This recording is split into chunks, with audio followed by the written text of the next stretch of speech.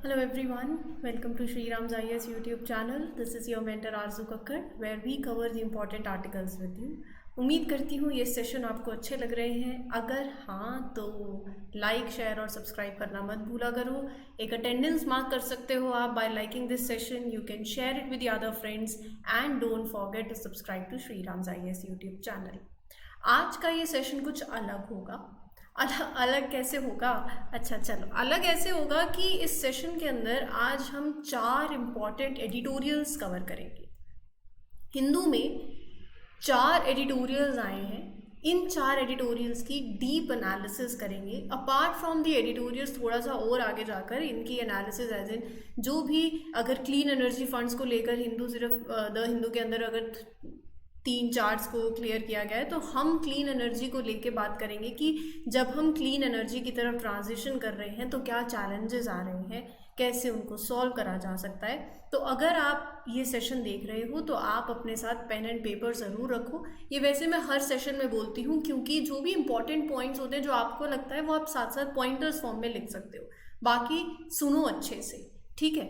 और clean energy funds rise but mostly in China, Europe, USA. तो ये क्या है, यहाँ पर रिन्यूएबल एनर्जी सोर्सेज की तरफ ट्रांजिशन होते हुए कि यहाँ ज़्यादा आप देखोगे फंड राइज हुए हैं, तो उसके बारे में बात करी गई है. काफ़ी चार्ट्स डिपिक्ट किए हैं. मैं पूरी इन डेप्थ इसकी एनालिसिस करेंगे हम मिलके.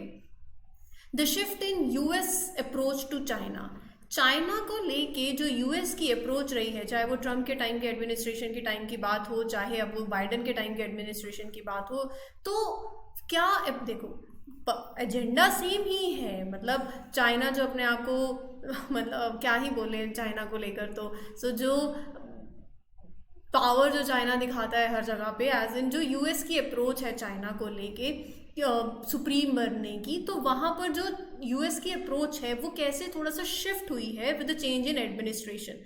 लेकिन हाँ, जो दोनों पार्टीज़ हैं, जैसे कि आप कोई भी हो, पॉलिटिकल शिफ्ट होते रहते हैं कंट्रीज़ में. एक पार्टी के बाद दूसरी पार्टी आती है, तो कभी भी कोई दूसरी पार्टी आके जो पहले वाली पार्टी का काम चल रहा होता है उसको आगे कंटिन्यू नहीं करती है. उनकी अपनी आइडियोलॉजी होती है, अपना ही एजेंडा, अपना पर्पस, हर चीज़ डिफरेंट होती है. जब इलेक्शन होते हैं, पार्टीज़ बदलती हैं तो. लेकिन ये एक ऐसा इशू है ना जहाँ पर US की जो अप्रोच है चाइना को लेकर, चाहे वो रिपब्लिकन्स हो चाहे वो डेमोक्रेट्स हो, वो वही है. शिफ्ट आया है बस उसको देखने के नज़रिए में कुछ टर्मिनोलॉजीज चेंज हुई हैं. As a China being a threat, तो उसको लेकर वो दोनों पार्टीज क्लियर हैं कि हाँ ये है, ठीक है. तो इसके बारे में बात करेंगे, इन डेप्थ इसको कवर करेंगे. 2 टर्म्स हैं, इन टर्म्स को समझेंगे जो इस एडिटोरियल में मेंशन्ड है. फिर उसके बाद टॉय सेक्टर जो है इंडिया का, एज इन टॉय इंडस्ट्री, वहाँ पर एक टर्न अराउंड आया है. जहाँ पहले हम नेट इम्पोर्टर होते थे, अब हम हो गए हैं नेट एक्सपोर्टर. तो ये कैसे हुआ? So unboxing this export turn around in the India's toy story, इसको समझेंगे. और इसके साथ साथ अपार्ट फ्रॉम दिस एडिटोरियल काफ़ी और चीज़ें हैं जो आपको जाननी चाहिए, जो आपके मेंस के आंसर में बहुत काम आएंगी. तो will cover them as well. Using Buddhism as a tool of soft power. Buddhism को एज अ टूल यूज़ करना फॉर योर सॉफ्ट पावर. तो इंडिया का क्या वेस्टेड इंटरेस्ट है, चाइना का क्या वेस्टेड इंटरेस्ट है, सो सॉफ्ट पावर क्या होती है, ये सब कुछ कवर करेंगे. और इसको भी अपार्ट फ्रॉम द एडिटोरियल काफ़ी और चीज़ें जो है वो जानेंगे कि सॉफ्ट पावर से इंडिया को क्या इम्पैक्ट पड़ता है. आप बुद्धिज़्म के अलावा और कौन कौन सी सॉफ्ट पावर हैं, राइट. सो आई थिंक ये पर्पस जो है वो समझ गए हो. तो अब चलते हैं आज के सेशन के ऊपर और ये करते हैं पहले आर्टिकल की discussion, that is regarding your soft power where you are using Buddhism as the tool. तो मैं इस सेशन में मतलब ये सिर्फ आर्टिकल कवर कर दूँ वो मेरा एजेंडा नहीं है. पहले आप समझो सॉफ्ट पावर क्या होती है. आपसे आपके पेरेंट्स आपसे काम करवाना चाहते हैं, 2 तरीके की पावर यूज़ कर सकते हैं, या तो सॉफ्ट या हार्ड. या तो 2 थप्पड़ लगाएंगे काम करो, या फिर वो सॉफ्ट पावर यूज़ करेंगे, मतलब थ्रू समझाएंगे प्यार से. और basically they will shape your preference through their appeal, है ना. तो वो है soft power. Soft power is the ability to shape the preference of others through, आप कैसे उनको कन्विंस कर सकते हो, through your appeal, through the attraction. अब जैसे दो, वो होता है ना कि किसी भी दो लोगों के बीच में कोई कॉमन कड़ी हो जाती है जो वो जोड़ती है, तो फिर वो दो लोग आपस में अपने वेस्टेड इंटरेस्ट शेयर करते हैं, आबाद आगे बढ़ती है। तो यहाँ भी सॉफ्ट पावर यही है। सॉफ्ट पावर के अंदर दो नेशंस हैं, दो कंट्रीज हैं, अगर कोई कॉमन कनेक्टिविटी, कोई common tie, same political values, आपका कल्चर, आपकी फॉरेन पॉलिसी, मतलब through your way of appeal and attraction, how what the ability where you can shape their preferences, ये आपको कैसे काम आएगी वो अभी बताऊंगी बाद में। सो दैट इज सॉफ्ट पावर। दूसरा, जब आप काम निकलवाना चाहते हो लेकिन गुस्से से, गुस्सा इन द सेंस कि ये करो नहीं तो ऐसा हो जाएगा, बाहर नहीं जाने देंगे, फोन ले लेंगे, ये होता है ना। So hard power international relation में भी that is understood in the context of military. जब आप इकोनॉमिक सैंक्शंस लगा देते हो, फोर्स का यूज करते हो, थ्रेट ऑफ फोर्स होता है, so that is your hard power. अब यहाँ पर बात करी गई है बुद्धिज्म की as a tool of soft power. India की अगर मैं बात करूं विद रिस्पेक्ट टू बुद्धिज्म, तो India, you can say that India has historically embraced Buddhism. हम बोलते हैं यहीं से ओरिजिनेट हुआ, बाकी कंट्रीज क्या कहती हैं वो अलग बात है। So India has historically, you will see, embraced Buddhism as a part of its identity, particularly through, you can say, formation of republic when there was religious tensions. So Buddhism proved a symbol of peace and tranquility. तो यहाँ पर India likes to claim Buddhism as its own. It convened global Buddhist summit. अगर आपको याद हो, इस बार अप्रैल के अंदर इंडिया ने ग्लोबल बुद्धिस्ट समिट बुलाई करी। So it primarily provoke China जहाँ पर, चाइना का भी बात करेंगे, चाइना बहुत तिब्बतन, मतलब बेसिकली चाइना जो है वो बुद्धिज्म के फॉर्म्स होते हैं। तो चाइना तो हर जगह जो इन्वेस्टमेंट कर रहा है, वो जो अपनी सॉफ्ट पावर का as a Buddhism tool use कर रहा है इन देयर वेस्टेड इंटरेस्ट। हमने यहाँ पर देखो तो नेपाल के रिप्रेजेंटेटिव भी नहीं थे इस समिट के अंदर इंडिया में, भूटान के भी नहीं थे, और चाइना तो बिल्कुल नहीं। तो यहाँ पर ये शो कर रहा है, देखो नेपाल कहता है कि बुद्धिज्म का ओरिजिनेशन वहाँ से हुआ, बुद्धिस्ट नेशन जो है nobody from Bhutan was there, जो कि अब it is a Buddhist nation. So ये डिपिक्ट कर रहा है that India seems to promote Tibetan Buddhism which has greater western appeal, है ना। तो जो जो कंट्रीज के कल्चरल कनेक्ट्स हैं विद बुद्धिज्म, आप उनको यहाँ पर बुला रहे हो, उनके साथ आप यू वांट टू से कि आज जो चैलेंजेस इंडिया फेस कर रहा है, ग्लोबल चैलेंजेस भी हम जो फेस कर रहे हैं, इंडिया नहीं, जो ग्लोबल चैलेंजेस भी हम फेस कर रहे हैं, through Buddhism, through their philosophy हम उसको ठीक कर सकते हैं। तो सब देर बाद में ऑब्वियसली पीपल विल कनेक्ट। तो ये एक बुद्धिज्म को जब आप एक टूल की तरह यूज़ कर रहे हो so as to make your vested interest developments. तो यहाँ पर देखो इंडिया की जो एस्टैब्लिशमेंट है, चाइनीज प्रोजेक्ट रहा गौतम बुद्धा इंटरनेशनल एयरपोर्ट, उसको काउंटर करने के लिए इंडिया ने India international centre for Buddhist culture and heritage establish किया लुम्बिनी नेपाल के अंदर, राइट। सो ये इंडिया के एफर्ट्स हैं, चाहे वो अभी ये समिट ही क्यों ना हुई हो। These are the efforts of India to assert its presence and influence in this region. Nepal का देखो तो नेपाल का स्लोगन है Buddhism is born in Nepal, ये नेपाल ने कहा था। So India claims Buddhism as its own but has excluded the discussions किसके साथ, with the traditional leaders and wider Buddhist community, China, Nepal, Bhutan. So this approach may serve to irritate China rather than establish a constructive dialogue, ये भी हो सकता है। China की बात करें तो China looks Nepal rather than to India as a source of Buddhism. China का तो अपना ही चलता है।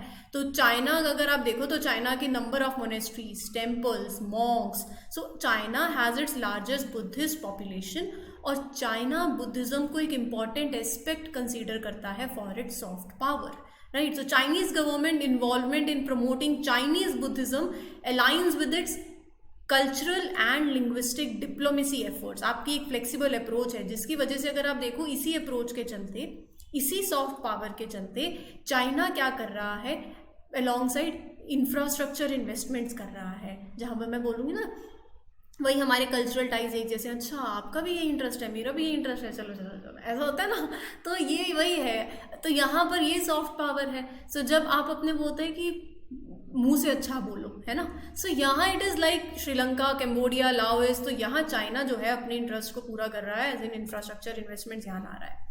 लेकिन हमारे लिए बात यहाँ ख़त्म नहीं हो जाती, आर्टिकल की ख़त्म हो जाती है जो न्यूज़पेपर के अंदर आया, लेकिन हम थोड़ा सा समझते हैं सॉफ्ट पावर को कि why it is important for India. पहली बात, गुडविल क्रिएट करने के लिए Indian ethos and practices have help to build an environment, एक इमेज हम बना सकते हैं और बनाई भी है, ट्रमेंडसली गुडविल ग्लोबली, राइट। तो first of all soft power जो है it is important for creating goodwill. दूसरी बात, इसको आप स्ट्रेटेजिक इन्वेस्टमेंट की तरह भी देख सकते हो। तो जैसे कि मैंने बताया, public private partnership infrastructure projects जो है इंडिया नीड्स टू, यहाँ पर जैसे चाइना अगर आप देखो अपने सॉफ्ट पावर के चलते, यही बुद्धिज़्म की सॉफ्ट पावर को देखते हुए चाइना के इंफ्रास्ट्रक्चर इन्वेस्टमेंट दूसरी कंट्रीज़ के अंदर, सो स्ट्रैटेजिक इन्वेस्टमेंट भी हो सकती है यहाँ से। फिर उसके बाद ट्रेड एंड इन्वेस्टमेंट फ्लो वो भी होगा, जब आप आपके कल्चरल कनेक्ट्स हैं और आपके स्ट्रॉन्ग टाइज होंगे तो ये चीज़ें जो है आपको कनेक्ट करती हैं। इससे क्या होगा, इससे सामने वाले के मन में एक ट्रस्ट की इमेज बनती है, रिलायबल पार्टनर है ये हमारे, ऐसे होता है। So India needs to make other countries believe in its commitment to deliver, तो ट्रेड और इन्वेस्टमेंट जो है वो भी बढ़ता है सॉफ्ट पावर से। सो सॉफ्ट पावर की बहुत सिग्निफिकेंस है इंडिया में। सिर्फ Buddhism as a soft power नहीं, आप और सोचो, योगा को आप सॉफ्ट पावर की तरह ले सकते हो, आयुष, आयुर्वेदा, योगा, नेचुरोपैथी, यूनानी, सिद्धि, सो यहाँ पर आप इसके ओवरसीज सेंटर्स क्रिएट कर सकते हो। एक स्ट्रैटेजिक और प्लान मैनर में अगर हम चलें तो ये भी एक सॉफ्ट पावर है, right. So that is one case. Diaspora, Indian diaspora जो है that is also a major asset of India soft power diplomacy. So ये सब चीज़ें जो है ये आपके सॉफ्ट पावर के अंदर ही आती हैं, that you can consider, right. बात आ गई समझ में। तो फिर चलते हैं अगले आर्टिकल की तरफ, that is your clean energy funds rise but mostly in China, Europe और यूएस। रिपोर्ट आई एक वर्ल्ड एनर्जी इन्वेस्टमेंट 2023 रिपोर्ट। किसने दी? इंटरनेशनल एनर्जी एजेंसी की रिपोर्ट है, जिसने एक इंसाइट दिया कि करंट स्टेट की अगर बात करूं of clean energy investment and the transition towards renewable power, तो ये वो शो कर रहे हैं कि अभी क्लीन एनर्जी में इन्वेस्टमेंट्स बढ़ी हैं और एक ट्रांजिशन देखने को मिल रहा है रिन्यूएबल पावर की तरफ, इलेक्ट्रिक व्हीकल्स की तरफ, राइट। इन्वेस्टमेंट्स यहाँ पर ज़्यादा हुई हैं। प्राइमरीली इन्वेस्टमेंट्स जो करी हैं that are done in advanced economies and China. तो यहाँ पर ये रिपोर्ट कह रही है कि कोविड-19 पैंडमिक के बाद अगर आप देखो तो report attributes the increase in the investment in the renewable energy sector from the COVID-19 pandemic and collective efforts to address the energy scarcity. So report का ये कहना है कि ग्रीन एनर्जी के अंदर इन्वेस्टमेंट जो है वो ज़्यादा है, फॉसिल फ्यूल्स में जो इन्वेस्टमेंट हुई है उससे भी सरपास हो गया है, growing by 24% as compare to 15% during the period when under review. तो यहाँ एक पॉइंट एम्फसाइज किया है रिपोर्ट ने कि जो जियो पॉलिटिकल इवेंट्स हुए हैं ना, उसने भी एक पैराडॉक्स क्रिएट किया है। रशिया यूक्रेन का वॉर हुआ, as in Russia invaded Ukraine, तो यहाँ पर जो बाकी जैसे जर्मनी हो गया, जो भी दूसरी कंट्रीज हैं जो रिलाई करती हैं on crude oil from Russia, उनको पता चल गया कि ऐसे नहीं हो सकता। क्यों? क्योंकि इसके चलते व्हेन रशिया इन्वेडेड यूक्रेन बहुत मार्केट में वॉलेटिलिटी आ गई थी, वॉलेटिलिटी। तो यहाँ क्या हुआ था ना, फॉसिल फ्यूल मार्केट्स में इंस्टेबिलिटी आई, जिसकी वजह से पैराडॉक्स ये क्रिएट होता है कि हमें दूसरी साइड रिन्यूएबल एनर्जी टेक्नोलॉजीज में अनइंटेंशनली एक्सीलरेटेड डिप्लॉयमेंट देखने को मिली। क्योंकि एक बार हमें देख लिया कि ऐसा होने से हम जिस पे डिपेंडेंट है, ऑयल पे जो डिपेंडेंट है, कल को तो बहुत दिक्कत होती है, इतनी इंस्टेबिलिटी आ जाती है। So despite this initial scramble of oil and gas resources triggered by these events, renewable energy sector ने boost दिखा दिया। तो ये इसके चलते एक पैराडॉक्स आया। चार्ट 1 मेंशन किया है उन्होंने। चार्ट 1 के अंदर क्या दिखाया है?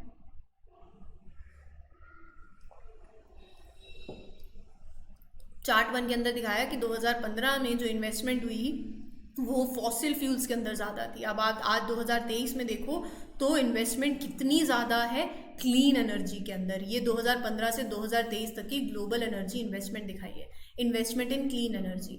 लेकिन ये पॉजिटिव तो है, साथ ही साथ ये रिपोर्ट इसके साथ जो हर्डल्स जो कंट्रीज फेस कर रही हैं ना in the clean energy investment वो भी बताई हैं।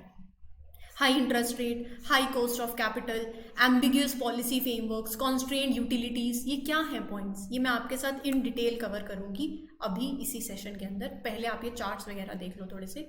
सो आगे मेंशन है कि 2023 में nearly 90% of the total investment in electricity generation is expected to direct towards low energy low emission power resources. बिल्कुल उन्हीं पावर रिसोर्सेज पे, उन्हीं जो लो एमिशन करेंगे, आने वाले टाइम में देखा जाएगा कि 90% इन्वेस्टमेंट वहीं देखने को मिलेगी। सोलर एनर्जी की बात करें तो solar energy stands out with an estimated investment exceeding $1 billion per day in 2023, totaling $380 billion for the year.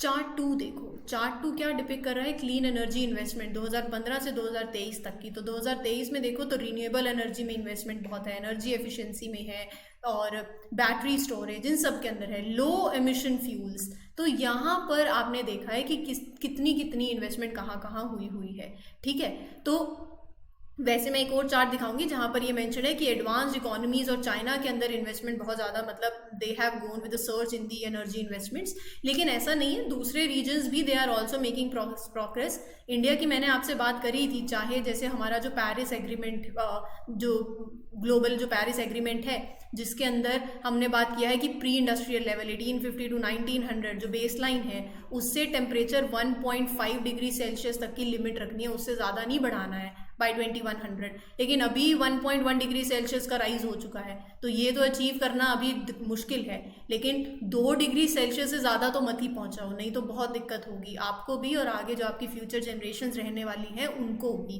Right. ये पूरा हमने एडिटोरियल आया था जिसमें हमने डिस्कशन करी।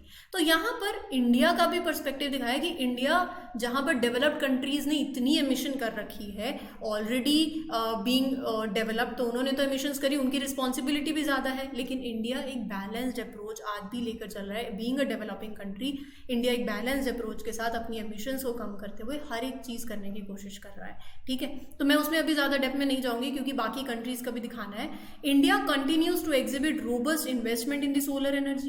Brazil देख लो, deployment of renewable energy is consistently increasing. Investors interest in growing in the parts of West Asia. ये सब कुछ है।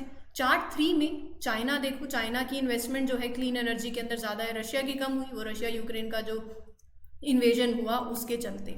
तो यहाँ पर ना हम आगे नहीं बढ़ेंगे, हम यहीं टिकेंगे, क्योंकि हमने ये समझना है कि जो हमारे मेंस के लिए भी और ज़्यादा इम्पॉर्टेंट है कि जो एनर्जी ट्रांजिशन की हम बात कर रहे हैं, रिन्यूएबल सोर्सेज की तरफ आप ट्रांजिशन कर रहे हो, क्या चैलेंजेस आ रहे हैं, खुद से भी सोचो कि व्हाट डू यू थिंक कि क्या चैलेंजेस आ रहे हैं इस डायरेक्शन में। पहली बात, कैपिटल का चैलेंज, मोबिलाइजिंग द कैपिटल, यानी कि ये कि कॉस्ट ऑफ क्लीन एनर्जी, ठीक है, it is declining, but many clean energy technologies require that are having a high cost, you can say up front investment cost जो है वो हाई है, राइट। तो investment cost is high, international support चाहिए। फिर यहाँ पर अगर आप डेवलपिंग कंट्रीज़ की बात करो तो इंटरनेशनल सपोर्ट इज़ लैकिंग। जब मेरी इन्वेस्टमेंट कॉस्ट, अगर मैं रिन्यूएबल सोर्सेज की तरफ जाऊँ तो उन क्लीन एनर्जी टेक्नोलॉजीज़ को लेके कॉस्ट बहुत ज़्यादा है, तो अगर मैं ट्रांजिशन कर रही हूँ तो मेरे को सपोर्ट चाहिए रहेगा फ्रॉम द इंटरनेशनल एक्शन, जो कि नहीं है। दूसरी बात, इंश्योरिंग कि जो ट्रांजिशन हो दैट इज़ जस्ट ट्रांजिशन ना। इसका मतलब क्या है? इसका मतलब ये है कि बहुत सी एम्प्लॉयमेंट अभी भी, मतलब people are employed in the fossil fuel industry globally. आप ट्रांजिशन कर जाओगे, उनका क्या होगा? You have to make sure कि उनकी लाइवलीहुड जो है they should not lose their livelihood, right. You need to make sure that you ensure decent work of opportunity, social support for these people. नहीं तो ये ट्रांजिशन से risk of destabilising local economy बहुत ज़्यादा है। तीसरी बात, टेक्निकल चैलेंजेस भी। जब आप रिन्यूएबल एनर्जी की तरफ जा रहे हो, इन सोर्सेज की तरफ ट्रांजिशन कर रहे हो, तो आपको आपके इंफ्रास्ट्रक्चर के साथ भी अपग्रेड करना पड़ेगा। बिल्कुल करना पड़ेगा, दैट इज कॉस्टली। फिर उसके बाद पॉलिसी एंड रेगुलेटरी चैलेंजेस, जैसे एम्बिगियस है। Transition to these energy resources it requires policy, regulatory changes, सबसे मतलब प्रॉपर रिफॉर्म्स होने चाहिए प्राइसिंग मैकेनिज्म में, एनर्जी मार्केट है, सब्सिडी सिस्टम है, जो कि अभी चैलेंज है। बात आ रही है समझ में? सो ये सब पब्लिक एक्सेप्टेंस, ट्रांजिशन जो है it will face resistance from stakeholders one who are reliant on fossil fuels for their livelihood. तो यहाँ पर पब्लिक एक्सेप्टेंस भी होना बहुत ज़रूरी है। ये है चैलेंजेस। जब चैलेंज पता है तो बीइंग अ सिविल सर्वेंट आपको उसका सोल्यूशन पता होना चाहिए। चैलेंज तो सब किसी को पता है, सोल्यूशन आप बताओगे तभी तो you are a civil servant.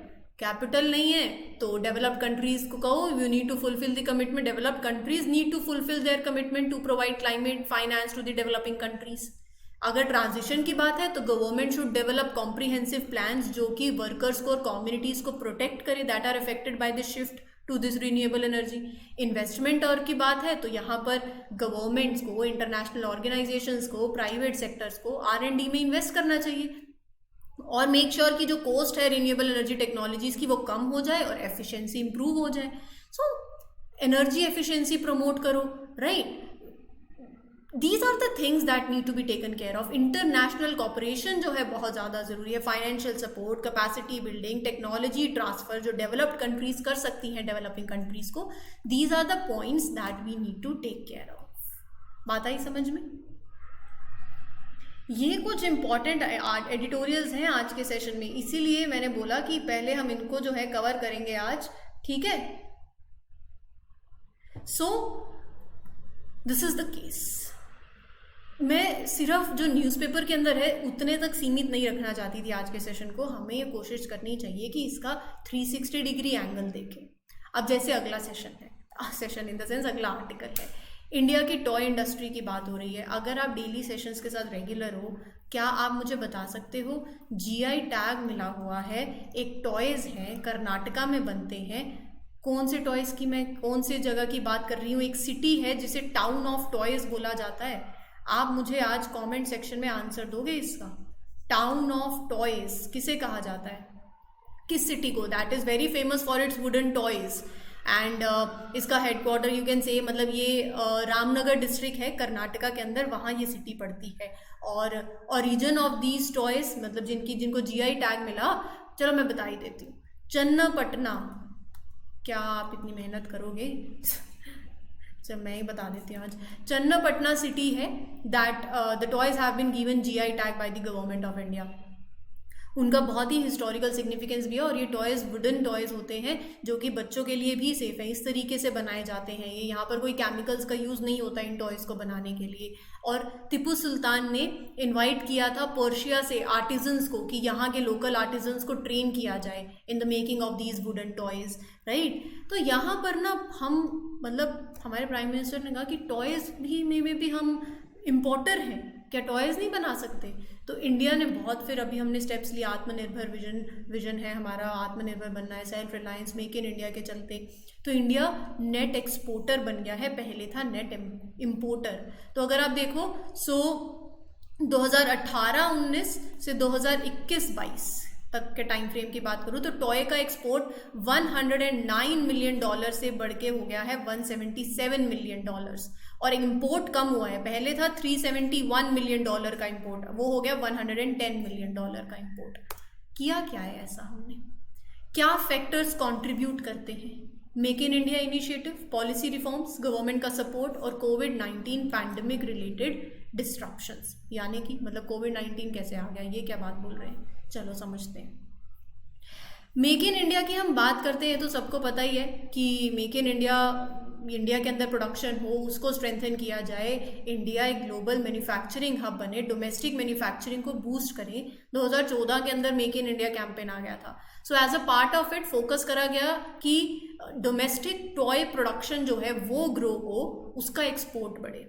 फिर पॉलिसी रिफॉर्म्स लाए जिसमें आप रेगुलेशंस को सिंप्लीफाई करोगे, ईज ऑफ डूइंग बिजनेस जो है उसमें इंप्रूवमेंट आए, measures to support the domestic industries could have contributed. So policy reforms भी आए, सरकार ने भी सपोर्ट दिया। मन की बात में हमारे प्राइम मिनिस्टर ने इंडिकेट किया था इसी सेक्टर के ऊपर सपोर्ट करना, बूस्ट करना इन्वेस्टर कॉन्फिडेंस को, डोमेस्टिक प्रोडक्शन को एनहांस करना।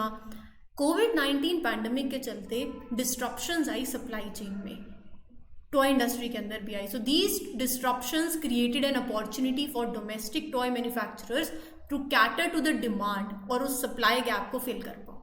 तो यहाँ से हमने काम करना शुरू किया। इंडिया की जो टॉय इंडस्ट्री है ना वो स्मॉल है, चैलेंजेस फेस करती है in terms of productivity, job loss और इंपोर्ट पे बहुत ज़्यादा डिपेंडेंट है। कैसे अभी बताऊंगी। 2015-16 की बात है। Toy industry in India consisted of about 15,000 enterprises, 35,000 workers employ कर रही है और टॉयज जो प्रोड्यूस कर रही है वर्थ वैल्यू 1,688 करोड़।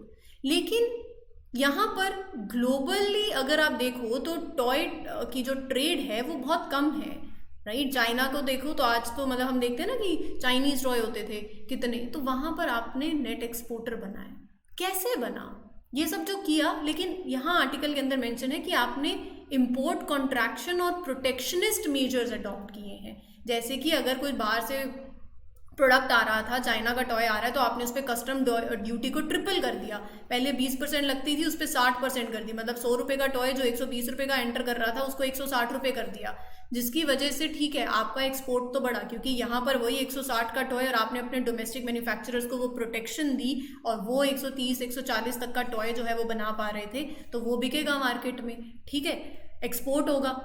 तो ये तो ठीक है, लेकिन ये कब तक चलेगा। राइटर यही कह रहे हैं कि आपकी पहले इनवर्ड ओरिएंटेड इंडस्ट्रियल पॉलिसी होता था प्लानिंग एरा के टाइम पे, फिर 1997 में लिबरल रिफॉर्म्स आ गए, ठीक है, प्रोडक्टिविटी भी बढ़ गई, लेकिन ओवरऑल इंडिया का जो एक्सपोर्ट सरप्लस हुआ है टॉयज में वो एक पॉजिटिव डेवलपमेंट तो है, लेकिन वो है because of this protectionism measures जो आपने लिए और ये कोविड-19 पैंडमिक जैसे एक्सेप्शनल सर्कमस्टांसेस। तो ये ज़्यादा लंबे समय तक टिकने वाला नहीं है। आपको ऐसा करना है कि आपकी डोमेस्टिक इन्वेस्टमेंट स्ट्रेंथन हो, डोमेस्टिक मैन्युफैक्चरिंग बढ़े, एक्सपोर्ट इस तरीके से बढ़े, क्योंकि ये नेट एक्सपोर्ट जो है आप इसको कब तक टिका पाओगे, है ना। तो ओवरऑल ये बात है।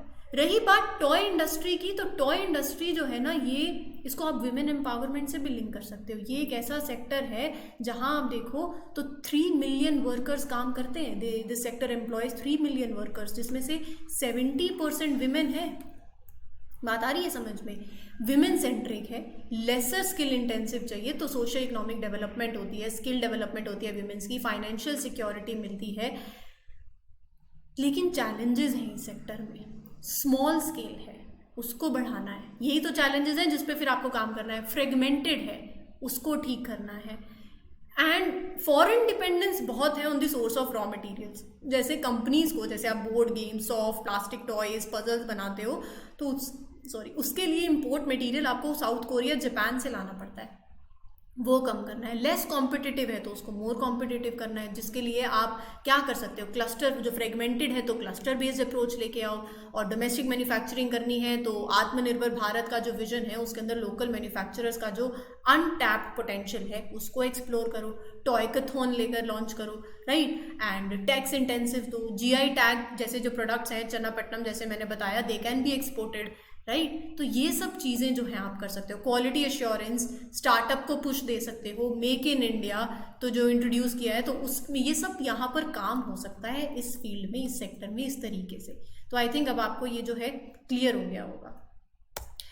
एक लास्ट है the shift in US approach to China, इसको समझ लेते हैं। यहाँ पर बात हो रही है कि यूएस को लेकर जो चाइना को लेकर जो यूएस की अप्रोच थी ना, वो क्या है। मतलब चाइना पे बहुत ज़्यादा, यूएस में यू कैन सी कि चाइना से बहुत ज़्यादा माल आने लगा, तो यूएस को लगा ट्रेड डेफिसिट हो रहा है, और ऊपर से चाइनीज़, यूएस की बहुत इन्वेस्टमेंट चाइना में, चाइना बहुत ज़्यादा इन्वेस्ट कर चुका है यूएस में। तो कहने का मतलब ओवरऑल ये है कि चाइना जो अपने आप को एज अ ग्लोबल पावर दिखाना चाह रहा है, तो ये यूएस को थ्रेट था। तो यूएस ने क्या किया वहाँ पर,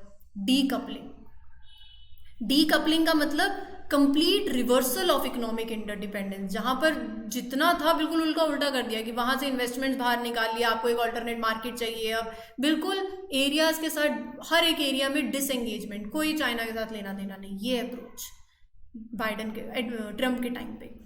अब क्या है, बाइडन के टाइम पे ये जो डी कपलिंग है ना, इसको आपने अप्रोच को चेंज करके किया है डी रिस्किंग। डी रिस्किंग यानी कि डी रिस्किंग का एम है कि थ्रेट तो है, लेकिन आप क्या कर रहे हो, आपका एम है to limit the disengagement only उसी एरिया में that poses risk to national security and industrial capability. मतलब जिन एरियाज में आपको नेचुरल सिक्योरिटी और इंडस्ट्रियल कैपेबिलिटी से थ्रेट है, वहां पर चाइना की एंगेजमेंट लिमिट करोगे, ठीक है। सो डी कपलिंग से डी रिस्किंग जब आते हैं ना, तो आपके साथ बाकी और कंट्रीज और नेशंस भी ज्वाइन करते हैं जो कि ये बात को समझते हैं। एंड यू विल सी कि डी रिस्किंग जो है, it will include efforts to strengthen the alliances बाकी कंट्रीज के साथ भी, and partnership to counter the China's rise, जो सब चाहते हैं। G7 समिट में भी ये डिस्कशंस हुई थी। तो ये जो डी रिस्किंग है ना, ये बहुत अच्छी अप्रोच है। और यहाँ पर इंडिया को क्या फायदा होगा, derisking presents an opportunity for countries like India to attract the supply chain, जो कि चाइना से डिपेंडेंस कम करना चाहती है। वहां से अगर आप बाहर निकलना चाहते हो, you are looking for an alternative. India से अच्छा क्या, जहां पर फेवरेबल बिजनेस एनवायरनमेंट हो, इंफ्रास्ट्रक्चर हो, स्किल्ड लेबर हो, तो इंडिया अपने आप को एक ऑल्टरनेटिव मैन्युफैक्चरिंग और इन्वेस्टमेंट डेस्टिनेशन शो कर सकता है, जिससे जॉब क्रिएशन होगा, टेक्नोलॉजिकल एडवांसमेंट होगा और इकोनॉमिक ग्रोथ होगा, ठीक है। तो ये था आज का सेशन। बहुत 4 इंपॉर्टेंट एडिटोरियल्स थे जो मुझे आपके साथ कवर करने थे। तो उम्मीद करती हूँ ये सेशन अच्छा लगा हो। अच्छा लगा है तो लाइक, शेयर और सब्सक्राइब करना मत भूलें। This is your mentor Aarzoo Kakkar signing off for today. Will meet you in the next one. Till then take care everyone. Good luck, good wishes, happy learning, all the best.